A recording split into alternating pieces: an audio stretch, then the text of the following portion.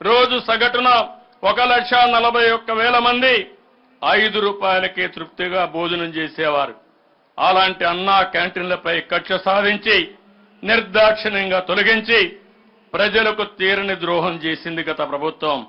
అయితే మళ్ళీ పేదవాడి కడుపు నింపాలనే మంచి ఆలోచనతో నేటి నుంచి అన్నా క్యాంటీన్లు 100 ప్రారంభిస్తున్నాం.